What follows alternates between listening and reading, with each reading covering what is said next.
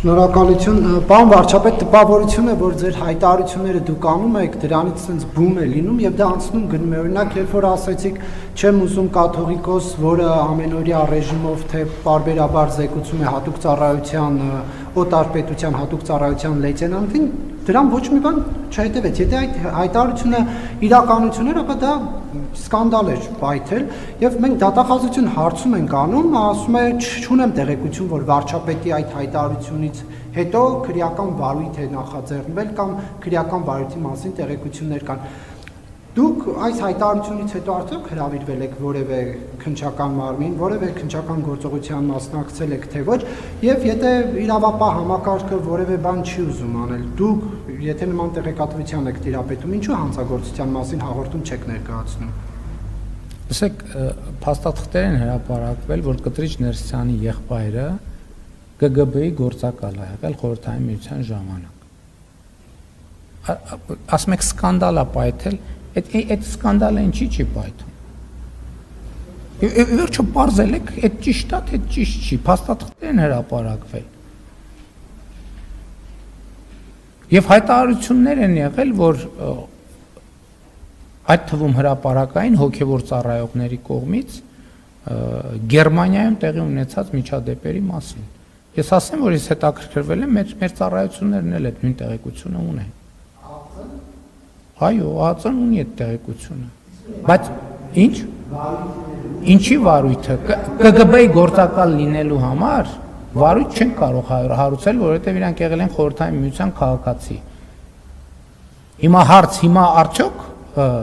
օտարերկրյա հատուկ ծառայությունների հետ համագործակցություն կա։ Ուրեմն ամեն ինչ չի, որ քրեական գործի ռեժիմով է աշխատում, որովհետև կա օպերատիվ աշխատանք, կա հակահետախուզական աշխատանք, կա հետախուզական, բոլոր անհրաժեշտ միջոցառումները արվում են։ Էլ չեմ ասում դրա հետ բազմաթիվ այլ շերտեր կա, որը ամեն ինչը իր ընթացքով լուծում կստանա։ Հիմա սկանդալը կա, թե չկա։ Հիմա նոր Նախիջևանի թեմի առաջնորդը ԿԳԲ-ի գործակալ է եղել։ Դա սկանդալ է, թե սկանդալ չի։ Ինչ որ սկանդալ չի։ Գիտեք ինչի սկանդալ չի, որովհետև սկանդալը կախված է նրանից, թե ով է ֆինանսավորում սկանդալը։ Մենք քանի որ սկանդալ չենք ֆինանսավորում, ֆինանսավորում չկա։ Բան սկանդալ չկա։ Իսկ նրանք ովքեր ֆինանսավորում են, իրանց հետաքրքիր չի այդ սկանդալը, դրա համար սկանդալ չկա։ Այո, ես հիմա էլ եմ ասում եւ դա իմ գնահատականն է եւ դա նաեւ ակնհայտ իրողություն է։ Այսինքն ձեզ համար նորություն է, որ կաթողիկոսը ղեկավարվում է դրսից։ Ինչով է նորություն։ Չեք տեսել փաստեր։ Ուշադիր լրատվությանը հետևեք կտեսնեք այդ փաստերը։ Քրեական գործա ձեզ պետք դա տեսնելու համար գնացեք ձեր գրած հրապարակումները նայեք, մամուլի հրապարակումները նայեք, պաշտոնական հաղորդագրությունները նայեք։ Ամեն ինչա որ քրեական գործով է լինում։ Բա որ քրեական գործերով այդ ձեր հրապարակումները, որ քրեական գործերով չի հիմնավորում, ինչի չեք հերքում։ Ինչի չեք հերքում, օրինակ այն հրապարակումներ ներողություն խնդրում հանրությունից, ասելով որ մենք սենց բան էինք գրել, չի հաստատվում, քրեական գործով հերքվել է դա։ Ինչի ներողություն չեք խնդրում։ Բա որ ամեն ինչ քրեական գործերով է։ Բա ձեր քանի հրապարակում է, որ քրեական գործով հիմնավորվել է։ Քանի հրապարակում կա։ Այսինքն սկանդալը հոբանով չի։